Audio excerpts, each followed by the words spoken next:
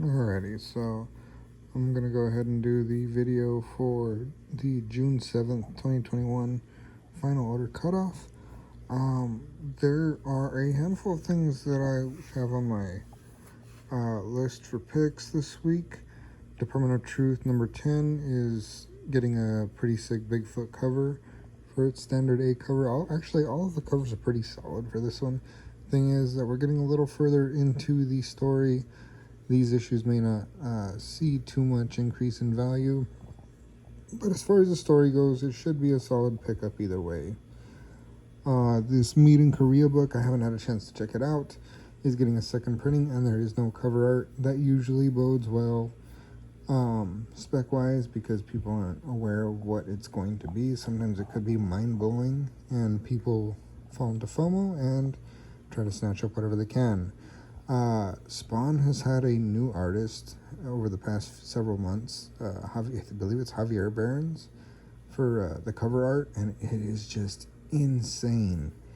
I absolutely love all of the covers that he's been putting out. They've had a sick clown like Santa cover.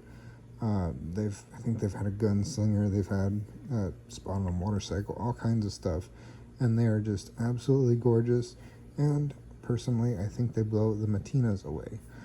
But you never know. Matina could put out something crazy, and so could McFarlane. Some of his are sleepers. Walking Dead Deluxe is getting a second print between issues 7 and 12, I believe. For the first 6 issues, they had second print ratio variants of like black and white covers of each of these headshots, like zombified, half zombie, half human headshots. Doesn't look like they're doing that for these covers, but if they do, those could be big money as well because they're not being advertised.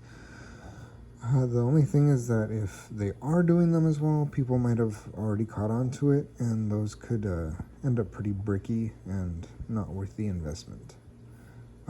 Dark Horse actually has something that I'm kind of interested in this time. Let me see here. It's Parasomnia. It's like some sort of dream world, half real world kind of adventure thing. Digging this B Raphael Albuquerque variant. It's got this like colonial dude on a horse. Pretty neat thing going on there. Kind of a gloomy, shadowy, I don't know what to call it. But it's pretty cool looking, and it's written by Cullen Bunn. I've been a fan of most of his writing so far.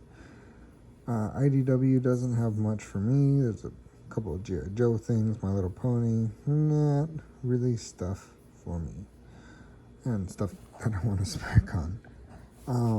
DC has a lot of neat things coming out.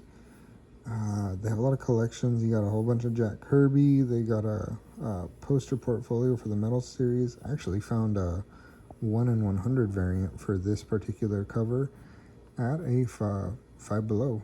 So they had a pack of $4 pack of comics, and I found a 1 in 100 for essentially $1. Teen Titans Yearbook is pretty much the only thing that's coming out. I'm not really checking that out personally, but you never know what might show up in there.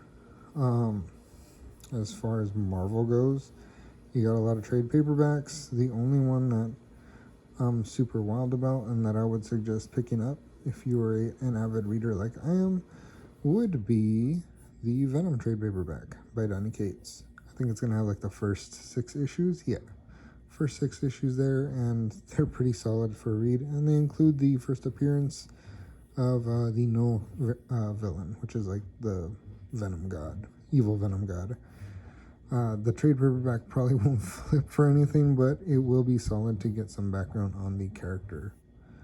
Nothing for Dynamite for me. It's a lot of Vampirella, a lot of Red Sonja.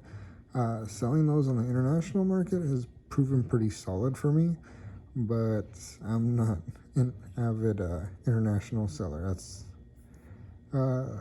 just not my thing. This is a great one that I suggest checking out. Power Rangers Unlimited Edge of Darkness. Let's see if we can get that to come up here. It's being written by Frank Gogol, or Gogol, sorry if I butchered your name, man. but he's a great writer, and he's finally getting to write some Power Rangers. The dude knows his Power Rangers comics in and out, so I have no doubt that he will put out some primo stuff. It's interesting that they're using this Danmora cover as the A cover, because I had thought that the Jungan was going to be the A cover. Either way, they're both pretty sick. I suggest getting a copy of each. Frank Gogol does awesome stuff. Gogol. I will ask you later how to pronounce it properly. We Only Find Them When We're Dead. Immortal Hulk writer Al Ewing. The story. The premise was not for me at first, but once I sucked it up and checked it out, it was awesome. It's still kind of early in the run, 7th issue. It doesn't hurt to pick up a copy or two. As far as more independent books, the ones that I'm going to suggest that I highly suggest you pick up a copy of are We Live 1 4th print and We Live 5 3rd print. There's some character first appearance. Like I said last time, it's a super indie book. I haven't heard anybody talk about the actual story itself, but supposedly there's some first appearance or something or other that happens in there that people are going nuts over and spending crazy amounts of money on. So at $5 a copy, that's a little bit high for a book, but it's starting to become the norm nowadays. Grab a copy or two at least, flip it, make some money to pay off your polls for the week. I also like picking up #1 reprints just to be able to get a chance to read them.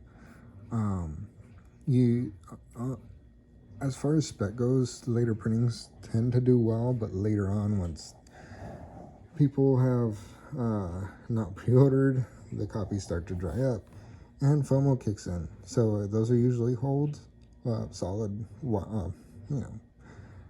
pretty lengthy holds, but they can pay off really well later on. So for $5, I wouldn't mind buying a copy or two.